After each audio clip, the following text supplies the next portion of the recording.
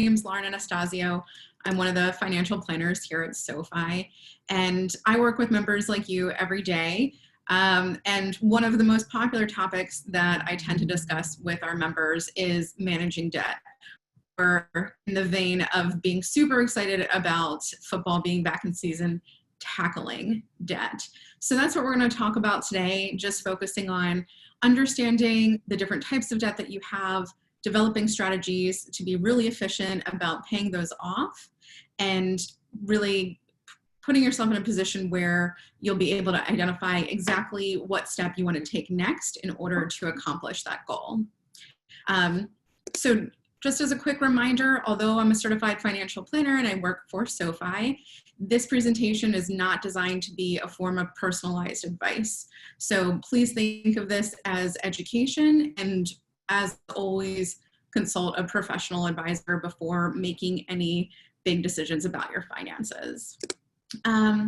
So our agenda for today is really to continue with the theme of going back to school, building your financial education.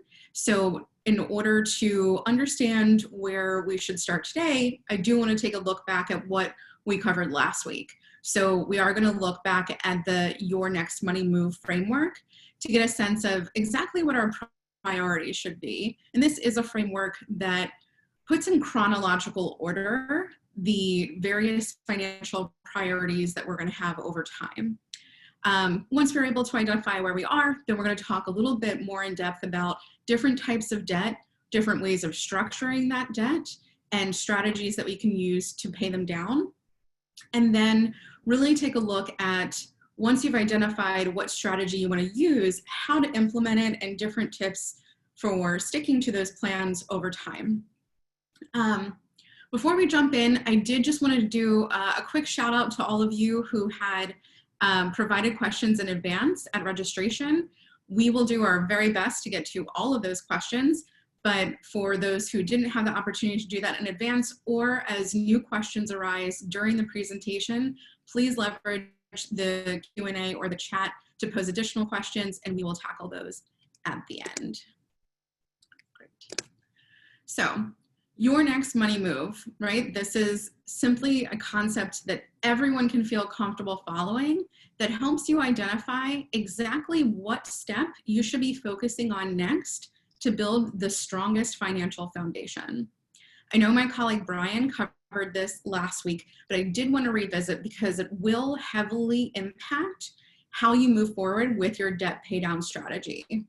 So the very first step that anyone should be focused on is establishing a safety net. We define a safety net as 1 month's worth of your essential expenses. So essentially, if you lost your income, all of the bills that you would have to pay to get through a month, you'd want enough cash to cover you for that period of time. So that's your safety net. It is essentially a cash cushion. The dollar amount will vary per person, but it is the most foundational step. If you don't have that cash cushion built up to at least that 1 month's worth of your essential expenses, that's what you want to focus on first, regardless of how much debt you have. Next, once we have that, we do want to take advantage of any matching opportunities. So if you're lucky enough to work for a company that offers some type of employer match on a retirement plan, like a 401k match, we absolutely want you taking advantage of that. We don't want to leave free money on the table.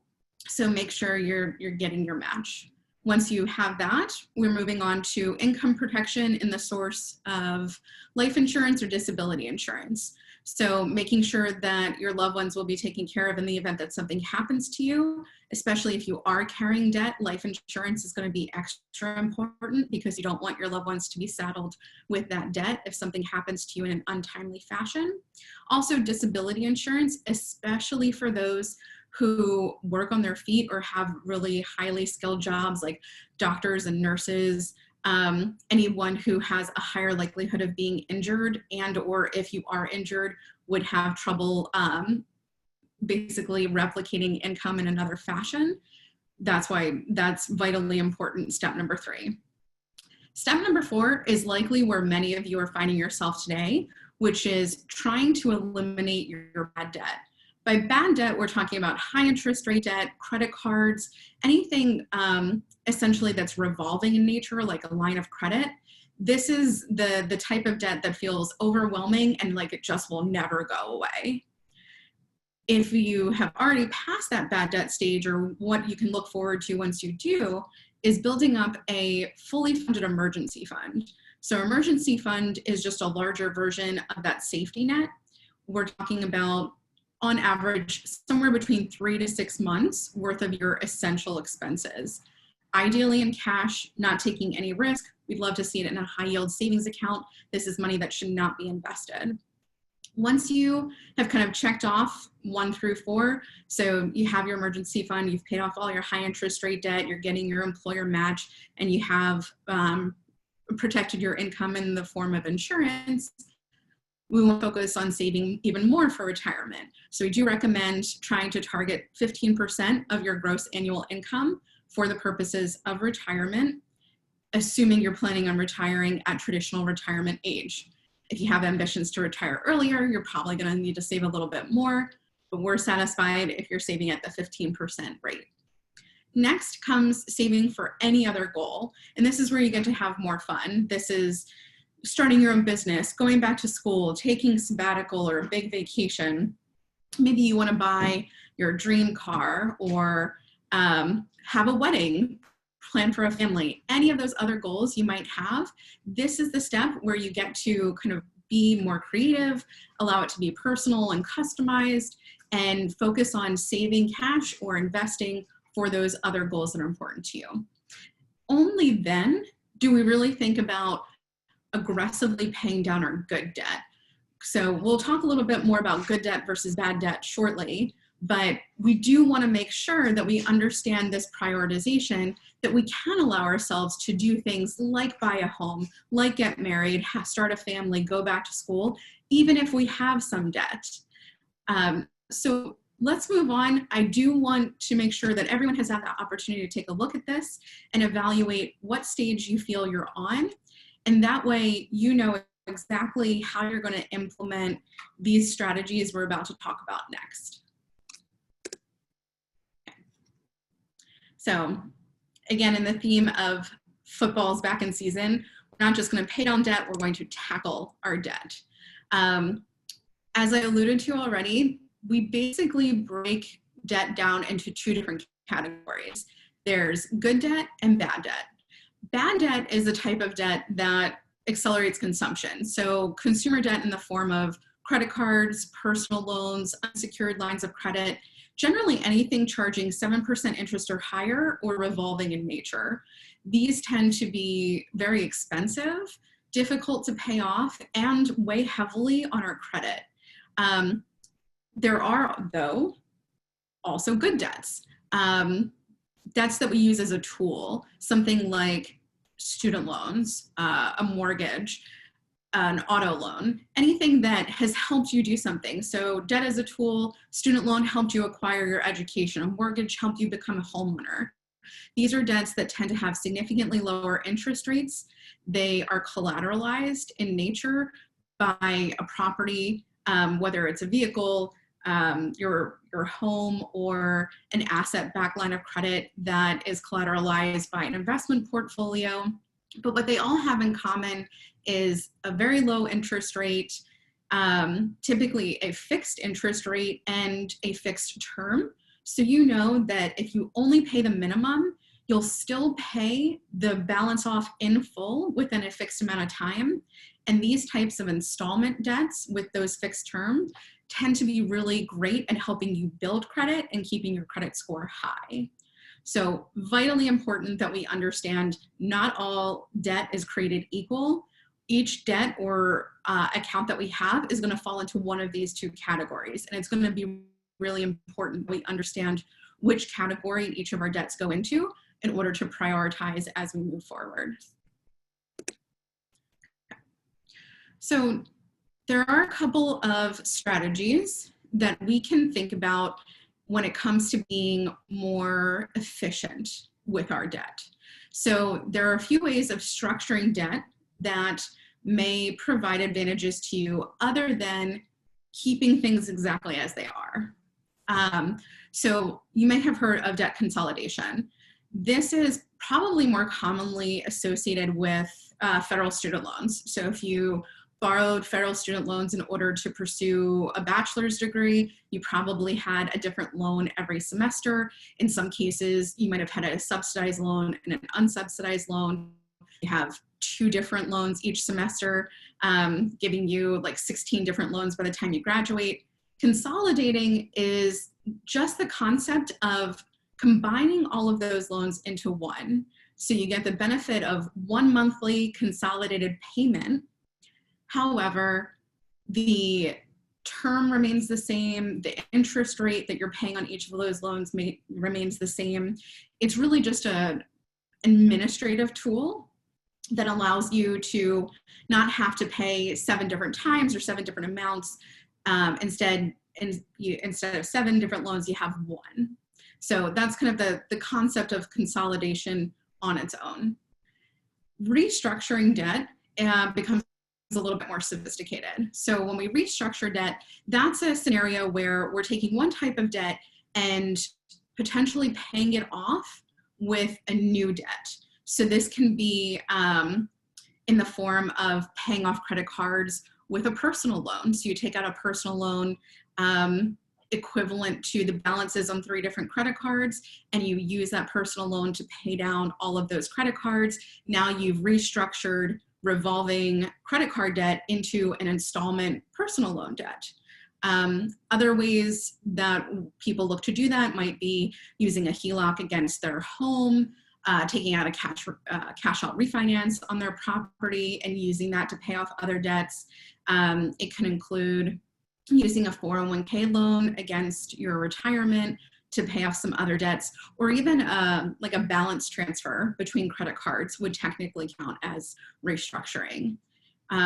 If you were to restructure your debt and you are using new debt or a new account in order to do that, that would likely involve changing interest rates, but also a credit inquiry. So that's something to keep in mind if you're thinking about restructuring over consolidating, which usually does not involve an application or a credit inquiry or any impact to your credit history, since you're just facilitating a more administrative approach to organizing that debt. And then finally, there's refinancing. Refinancing and restructuring are somewhat similar, but refinancing is more specific in the sense that you're using a new type of debt that's the same as the debt that you're paying off. So this would be like student loans. If you were going to pursue student loan refinancing, you would take out a new student loan to pay off existing student loans. If you pursue mortgage refinancing, you're taking out a new mortgage to pay off your existing mortgage. So there's not a transfer of type of debt, but usually when you're refinancing, you're getting either more attractive terms or there's some advantage that's going to either lower your interest rate or lower your monthly payment. In an ideal scenario, it's going to do both. And effectively, we can consolidate multiple debts through the refinancing process. So going back to that student loan example, if you have 20 different student loans, if you want to consolidate them into one, you'll have one loan with one monthly payment, but all of your existing interest rates will continue to be applicable to those balances. By refinancing, you're also taking those 20 student loans and refinancing it into one student loan, but at a new rate that's applicable to all of the debt. So it is a far more effective way of saving money, whereas consolidation is just basically helpful from an organizational standpoint. So happy to answer questions that anyone has about any of these. As a reminder, please feel free to put any questions that arise into the Q&A, and we will absolutely do our best to get to them at the end. In terms of strategies, there are a few more well-known approaches that you've probably heard of out there. And I can't currently see the chat, but feel free to raise your hand or say yes if you've heard of one of these 2 approaches. If anyone here has heard of Dave Ramsey, you've probably heard of the Snowball approach. If you've ever Googled debt pay down strategies, you've likely seen these two. They're pretty common in the sense that they're most popular because they take a pretty simple approach. So the idea of the snowball approach is to prioritize your debts based on balance. So you're prioritizing your lowest balance debt first, regardless of the interest rate, and making payments in order to pay that off as quickly as possible. So your goal is to pay off your lowest balance debt, eliminate it quickly, and then very, very soon you have fewer and fewer debts to pay on each month. The Avalanche approach is similar in that you kind of line up all of your debts, pay the minimum on all of them except for one, but the order that you organize them is based on interest rate. So the Avalanche approach, you're putting your highest interest rate debt first, regardless of the balance, in order to try and save the most amount of money. What these two have in common is that you are focusing on one debt at a time. So I tell people all the time, whichever strategy you want to choose is totally up to you, but the most important thing is to focus on one goal at a time. And the benefit here is that you're able to eliminate a whole debt sooner, and you constantly know what your top priority is. We get far more gratification out of seeing a greater impact from those payments each month than if we try to sprinkle our effort around and pay a little bit extra on all of the different debts at one time. So Snowball, again, prioritizes lowest balance to the highest balance. Avalanche is going to prioritize highest interest rate to lowest interest rate. But again, what the two have in common, you're focusing on one debt at a time. And while you make the minimum payment on everything else, every extra dollar that you have at the end of the month is going to go to that first debt. At SoFi, we love to do things differently. And so although I'm sure many of you have heard of either the Snowball approach or the Avalanche approach in the past, unless you've heard me or Brian speak before, you may not have heard of the Fireball approach. The Fireball approach is basically taking the best of both worlds from Snowball and Avalanche and creating a very effective way to blaze through your debt. So what the Fireball approach does is takes the separation from an interest rate perspective. So we separate out your good debt and your bad debt, similar to the Avalanche approach where we prioritize high interest rate debt first. And then we use the Snowball strategy within that category.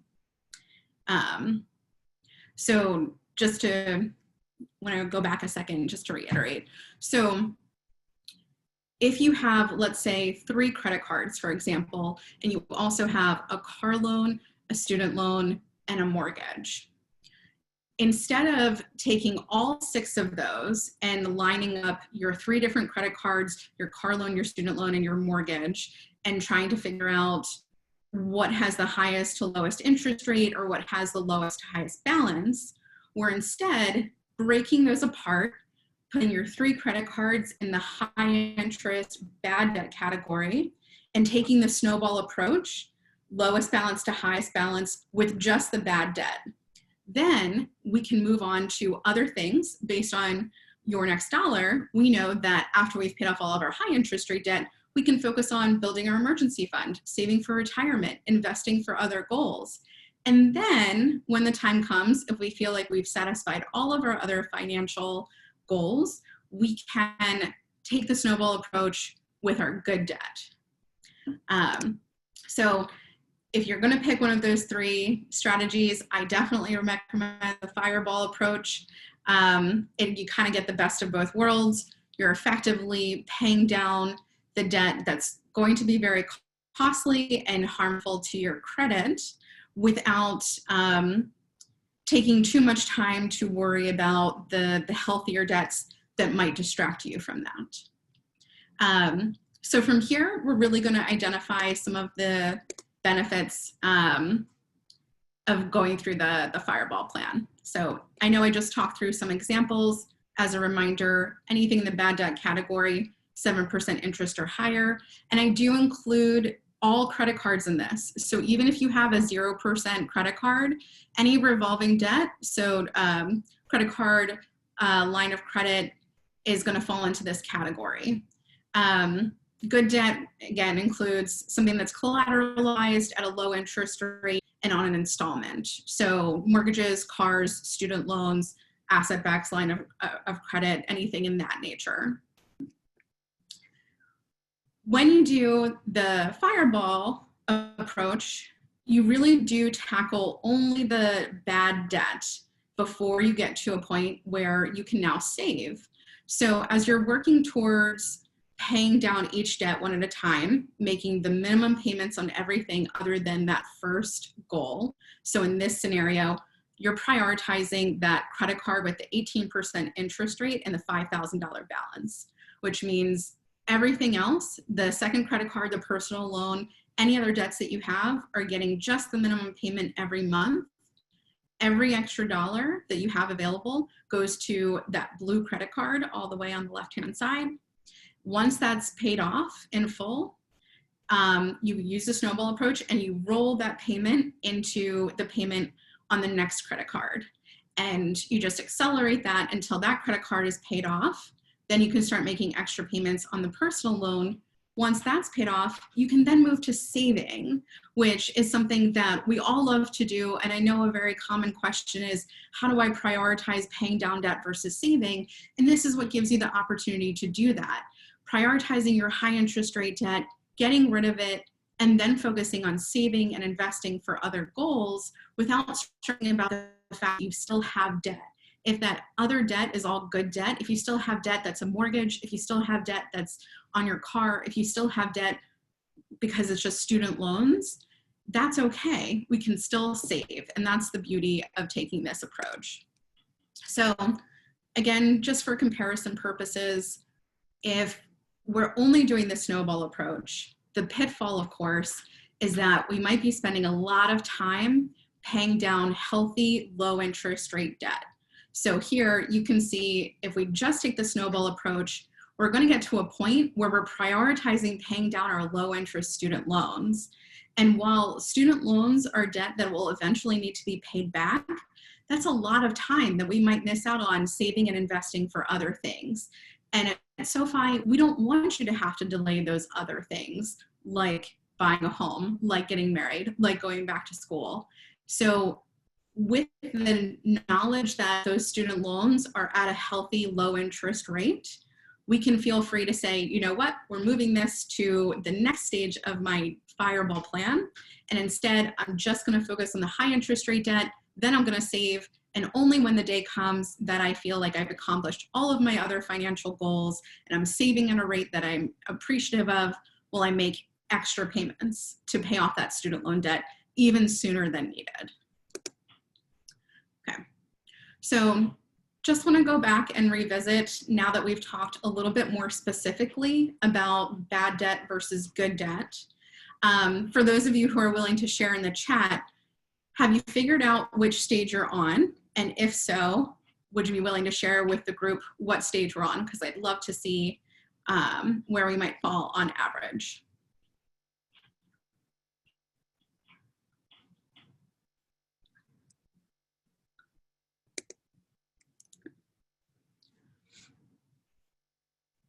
And just as a last note, now that you kind of have identified where you are from a holistic financial standpoint, we know exactly what stage we're on. We know what we need to do in order to complete the stage and exactly what our focus is going to be next. Thinking about ways to set ourselves up for success and make this a seamless process so we're moving on from one stage to the next even quicker, we do want to, take the time to understand our behaviors and really break down our goal and focus on exactly what we're trying to accomplish. So, keeping in mind that we're not just trying to pay down debt, we're trying to build a strong financial foundation for the rest of our lives. When we talk about understanding key drivers, what drives your behavior? Do you identify ways that you've accumulated high interest rate debt that you might want to try and adapt in order to continue to accumulate debt or feel like no matter how much you continue to pay each month, the balances never go down. Remembering to check in with yourself periodically and on your progress is really important. When we see progress and we have that feeling of accomplishment and success, that's what keeps us motivated, and that's what really determines who is most successful with these processes. Without the debt fireball approach, if we're just comparing side by side, Snowball versus Avalanche, balance versus interest rate, studies show that people do stay with the Snowball approach more successfully. So those who set out to pay off their debt and follow the Snowball approach have a higher rate of success because they get that sense of achievement sooner. If you pay down the lowest balance debt first, and if you had 7 bills that you have to pay and very quickly you only have 6, you feel like you've made significant progress. So whatever approach you choose, whether it's Snowball, Avalanche, or Fireball, make sure that you are keeping track and checking in with yourself to be able to measure your success. Personally, I'm a huge nerd and I love to do this in an Excel sheet.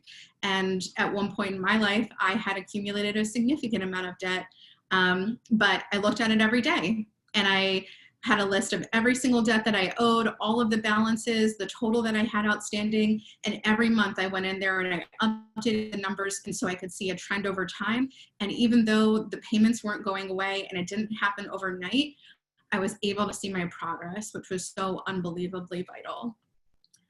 We do also recommend trying to automate anything that you can, right? So if we want to focus on one debt at a time, set up minimum payments on auto pay. So for credit cards, for your mortgage, for any other debts that you have, make sure that you're setting things up to be automated either from a payment perspective or a savings perspective. So it gives you less that you need to think about each month so you can focus on your priorities.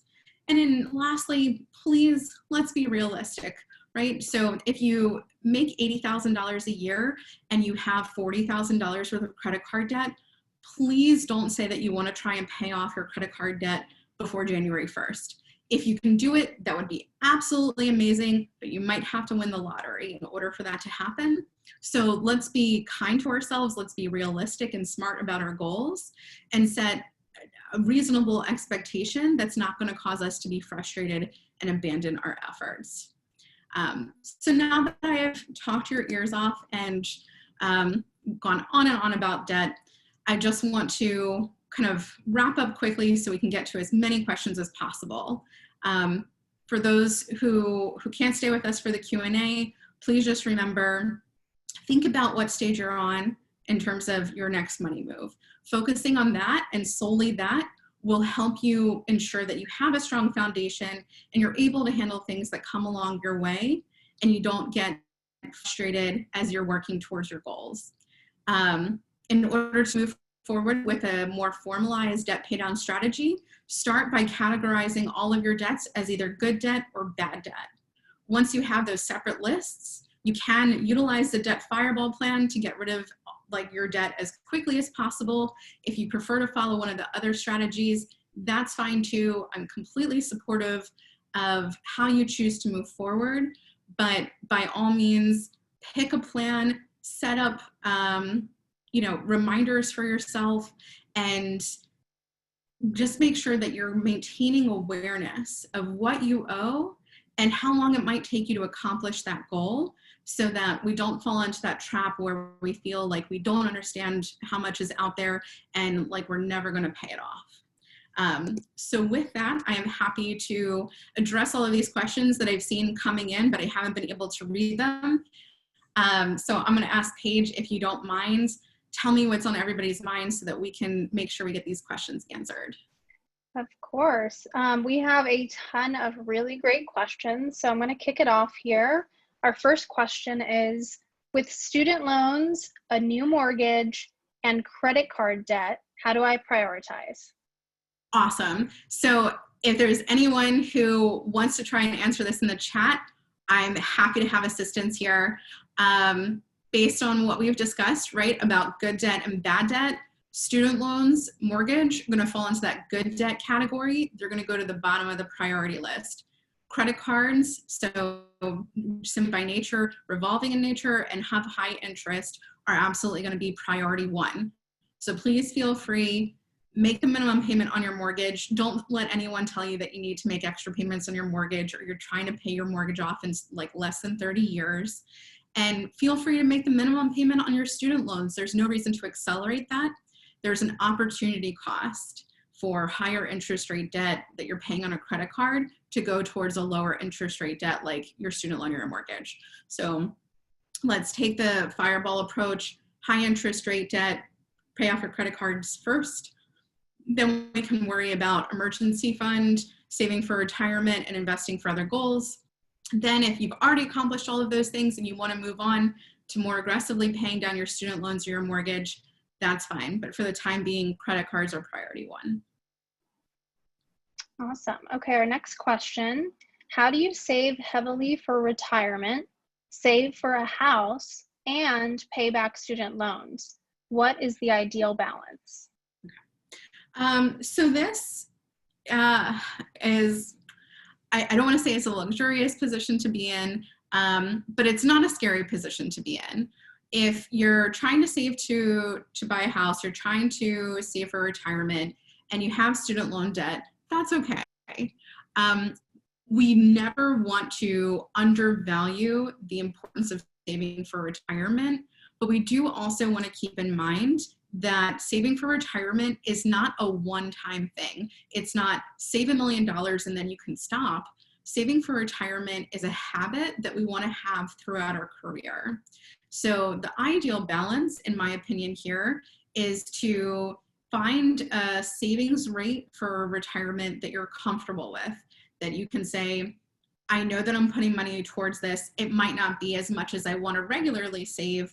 So maybe if you're targeting 15%, you're trying to save 10. Or if you have an employer that offers an employer match, make sure at the very least you're maximizing your match.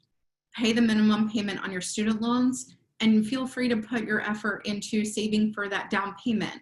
Right? If we try to tackle too many goals at once, it's going to delay how long it takes us to accomplish any of them. So by focusing on saving up for that home down payment and getting into that home sooner, you can more quickly move on to increasing your retirement savings up to that desired 15% amount.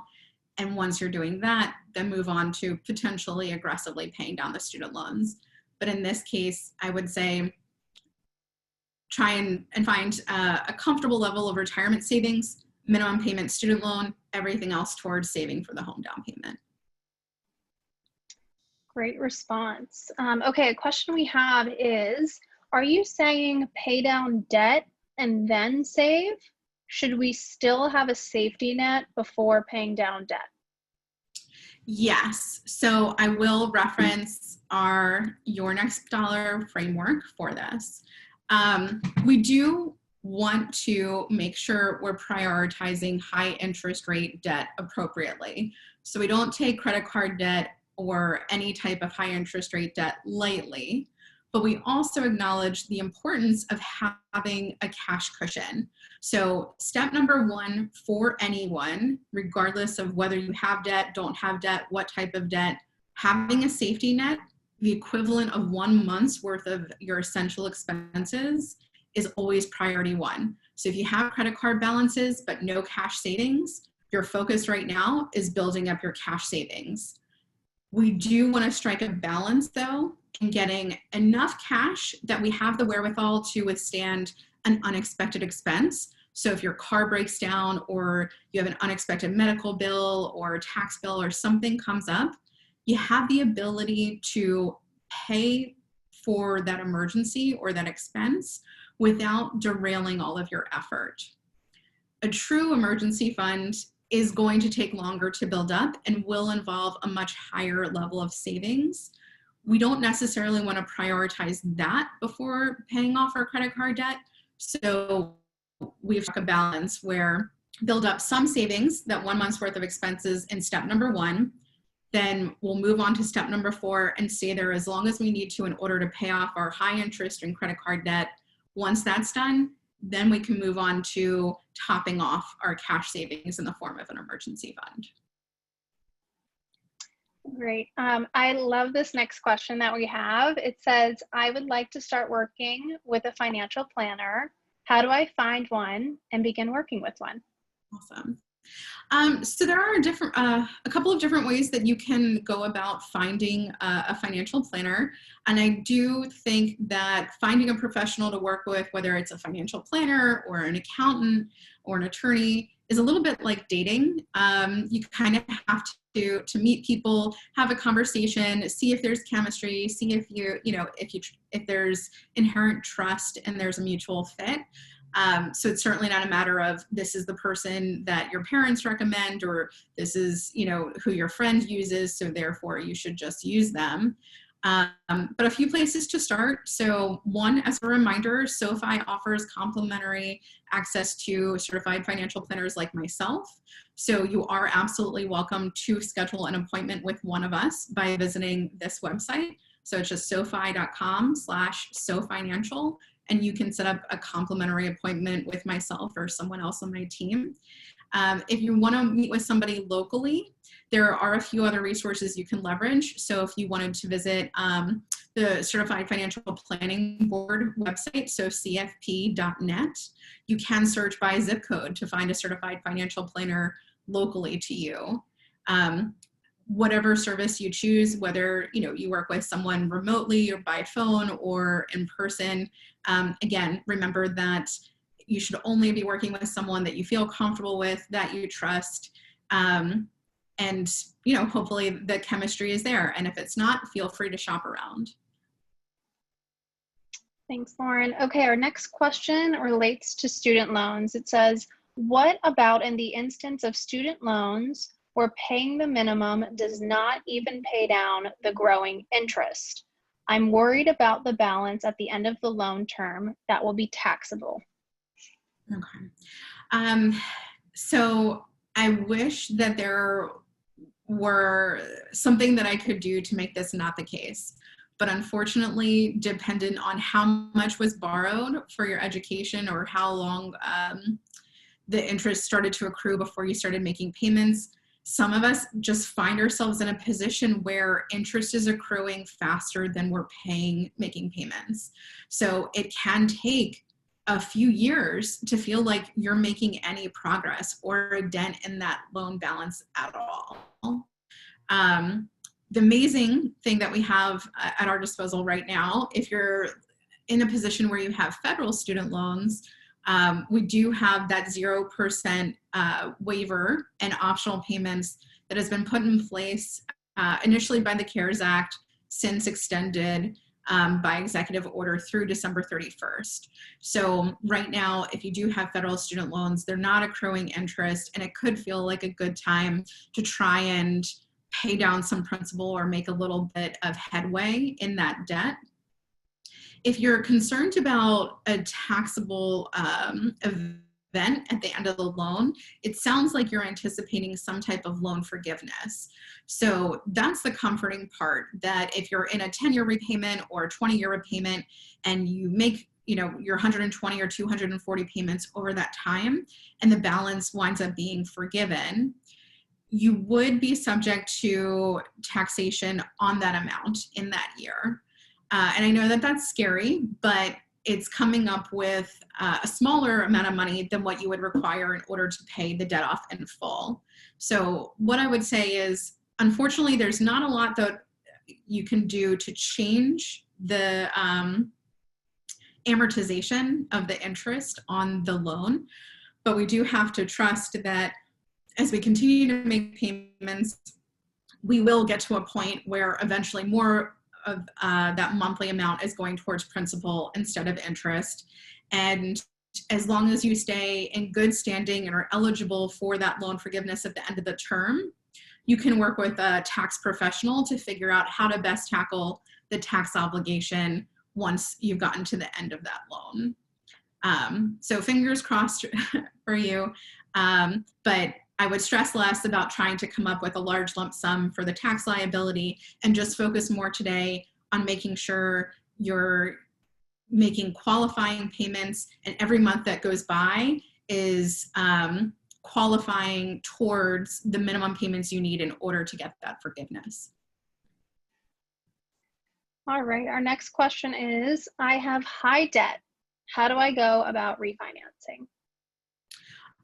So the refinancing process is going to be similar regardless of the total amount that you have. Whether you're looking to refinance a mortgage or refinance student loans, the amount that you owe is less important.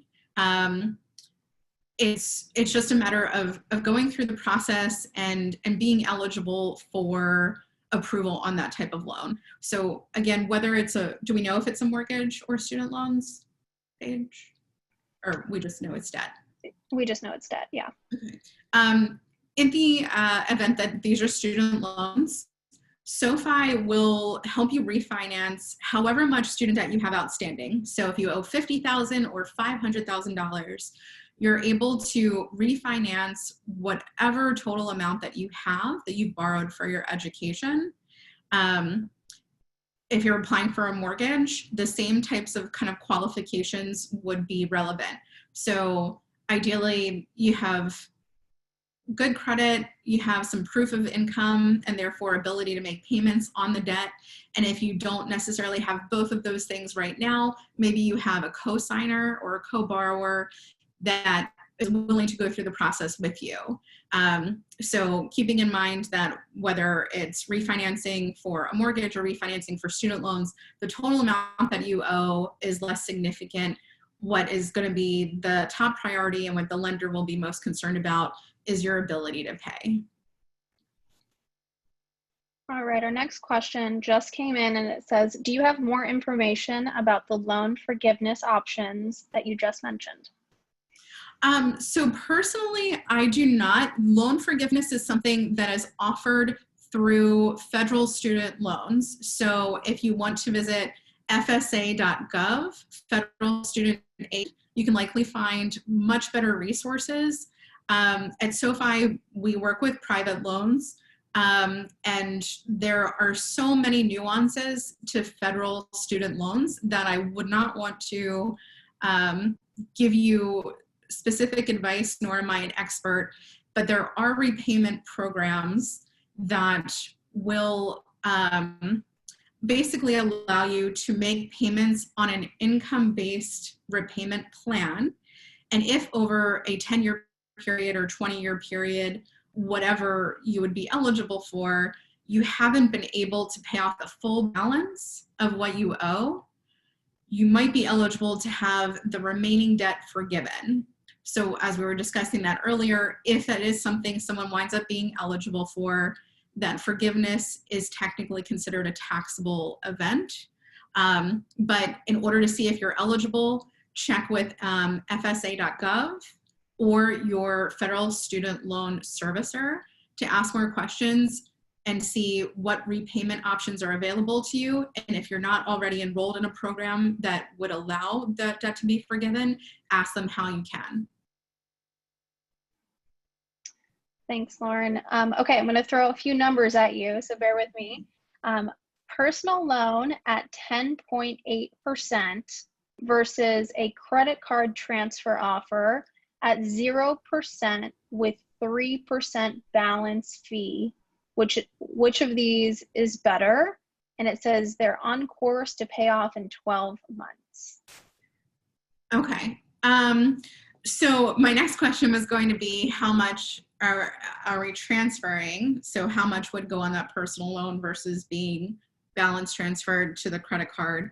Sounds like we might not have that information, but what I would say is, regardless of the dollar amount, whether it was $5,000 or $20,000, if you have the wherewithal to make monthly payments and pay off the full debt within that 12 months, I would be inclined to go with the 0% offer, even though there is that 3% fee up front.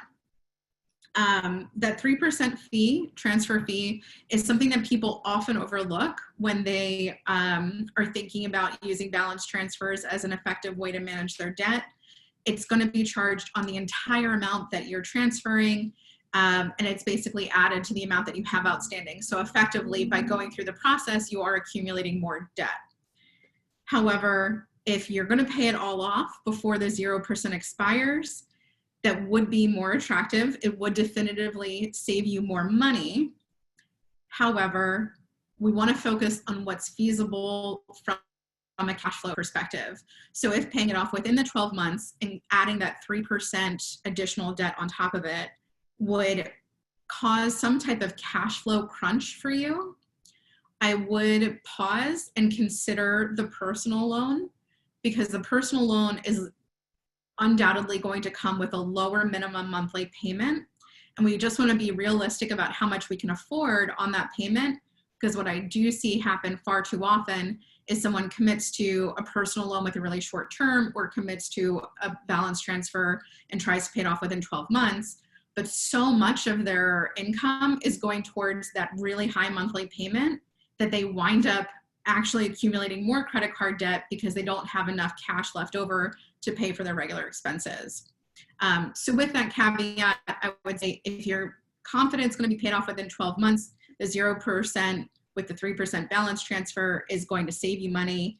If you want a little bit of agility and the ability to have some breathing room from a cash flow perspective on a monthly basis, nothing wrong with going with the personal loan. You always have the ability to make extra payments every month without penalty, and you don't have to pay the finance charge up front. So effectively, you'd still be saving without paying it off over a much longer period of time. Thanks, Lauren. Okay, our next question. What if you are way over your head in debt? Would you still recommend setting up a free consultation with the SoFi financial planner? I would. I think feeling way in over your head is a relative term. And one thing that I will say about the team I work on here is most of us personally have been in a position where we've had an obnoxious amount of debt and had to dig ourselves out of it. So pretty much anyone on the team that you would speak to has probably been in your shoes, and we're happy to help however we can. The conversation may wind up going in a direction where we recommend credit counseling or some other type of service in addition to speaking to a SoFi financial planner. But again, the access is complimentary. We're happy to have a conversation with you, and that would give us the opportunity to really take a up close look at exactly what you owe, what the interest rates are, and help you come up with a plan. So by all means, please feel free to schedule an appointment. Love that. Okay, another question that just came in based on your last question about credit card transfers. Does debt via a credit card transfer affect your credit score versus a personal loan? So debt via credit card transfer does not necessarily impact your credit at all. What would impact your credit is a credit inquiry if you are applying for a new credit card to do that transfer, and a new account if you wind up successfully applying for and then establishing a new credit card that you would use for the transfer. Both the inquiry and the new account have the potential to impact your credit score. If you have two credit cards that are currently open, and let's say you have $2,500 outstanding on one, and you want to transfer it to a card that has a lower interest rate, you can effectively do that without necessarily seeing a net impact on your credit. However, there is an advantage to instead moving that debt to a personal loan. So credit cards are revolving in nature, like a line of credit. So as you pay it off, your credit line continues to be available to you. And revolving debt is weighted differently on your credit than an installment. A personal loan is given to you upfront and then paid back over a fixed amount of time. And once you move debt from a credit card that's revolving to a personal loan that's an installment, you will usually see what's known as your utilization rate go way down. So your utilization rate is a component of your credit score. It's usually accounts for about 35% of your credit score. So it's one of the most impactful factors. And if you keep that, that debt on a credit card, transferring it from one to another isn't going to impact your utilization rate. You still have $2,500 outstanding on credit cards. But if you move that money to a personal loan or an installment of some kind instead, your utilization rate is going to go down.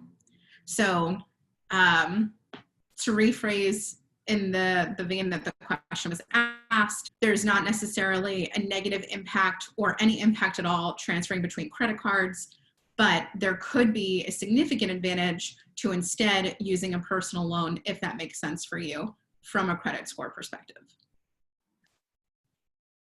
Thanks, Lauren. Okay, we got another question that says, does SoFi and other lenders see real-time balances or only last month's balances when evaluating loan applications for a personal loan to consolidate credit card debt?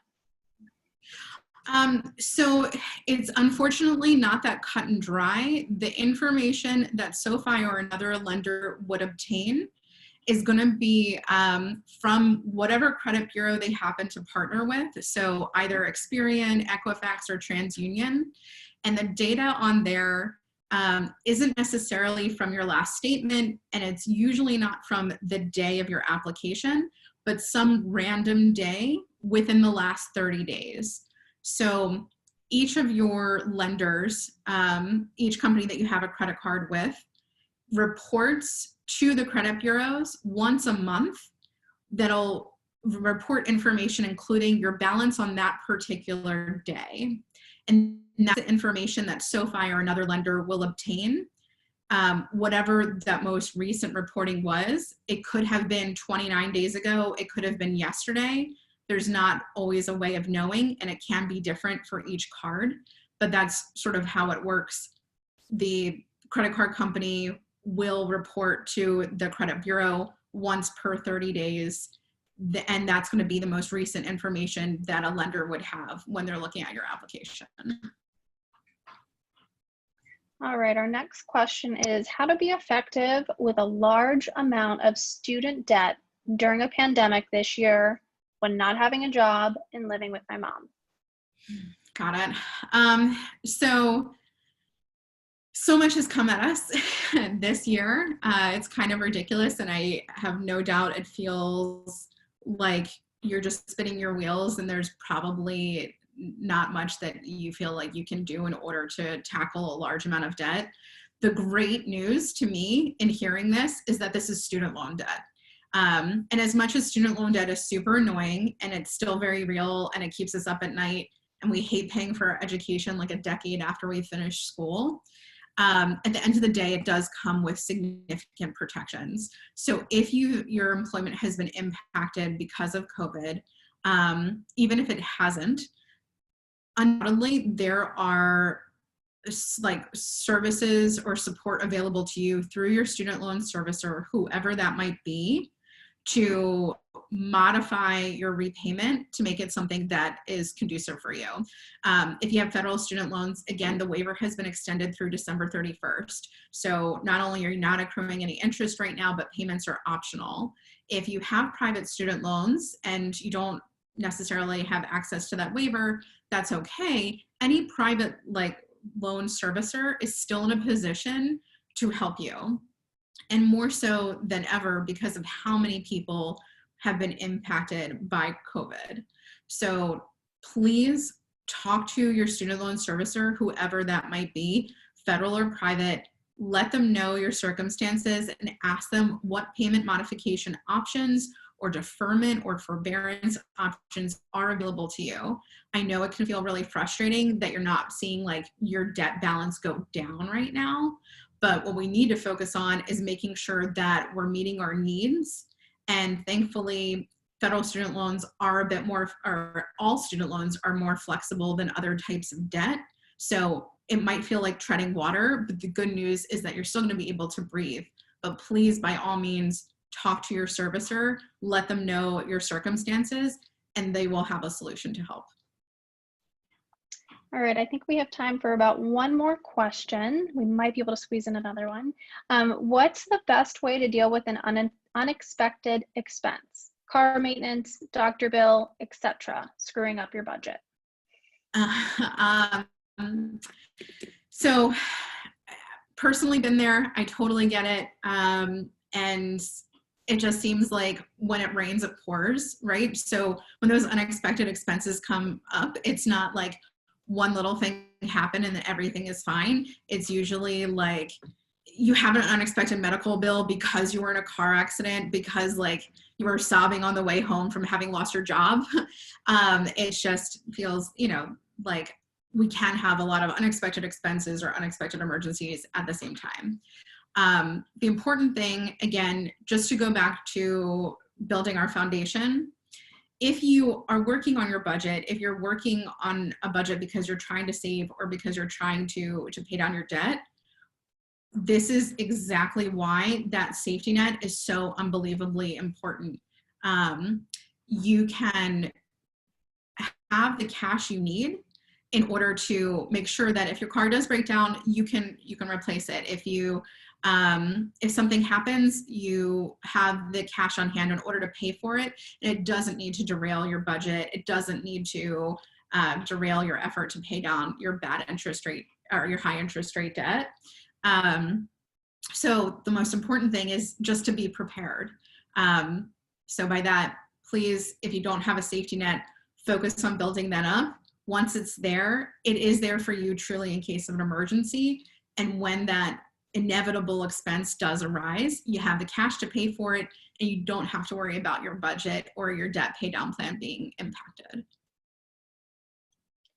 Awesome. Well, we're just at time here, so I just wanted to quickly just thank you, Lauren, for walking us through all of this.